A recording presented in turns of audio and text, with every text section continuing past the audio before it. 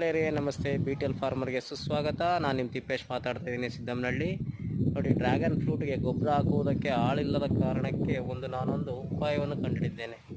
ದೂರ ಒತ್ತಾಕುವುದು ತುಂಬ ಕಷ್ಟ, ಅದರಿಂದಾಗಿ ಈ ಉಪಯೋಗ ತುಂಬ ಉಪಯುಕ್ತ. ಆ ಐಡಿಯಾ ಏನಂತ ನಿಮಗೆ ಈಗ ತೋರಿಸ್ಕೊಡ್ತೀನಿ, ಬನ್ನಿ. NKP ಮತ್ತು ದನದ ಗೊಬ್ಬರ, ಕುರಿ ಗೊಬ್ಬರ ಹಾಕಿ ಮಿಕ್ಸ್ ಮಾಡಿ ನೀರಿನ ಗಾಡಿಯಲ್ಲಿ ಅದನ್ನು ಬೈಕಲ್ಲಿ ತೊಗೊಂಡೋಗಿ ಗಿಡಕ್ಕೆ ಹಾಕೋದು. ನೋಡಿ ಯಾವ ಥರ ಮಿಕ್ಸ್ ಮಾಡೋದು ಅಂತ. ನಾನು ಯಾಕೆ ಗಾಡೀಲಿ ಮಿಕ್ಸ್ ಮಾಡ್ತಾಯಿದ್ದೀನಿ ಅಂತ ಹೇಳಿದರೆ, ನೆಲದ ಮೇಲೆ ಮಿಕ್ಸ್ ಮಾಡ್ಕೊಂಡು ಮತ್ತು ಗಾಡಿಗೆ ಹಾಕ್ಕೊಂಡು ಮತ್ತು ತೊಗೊಂಡೋಗಿ ಹಾಕೋಷ್ಟು ಟೈಮ್ ಆಗುತ್ತೆ.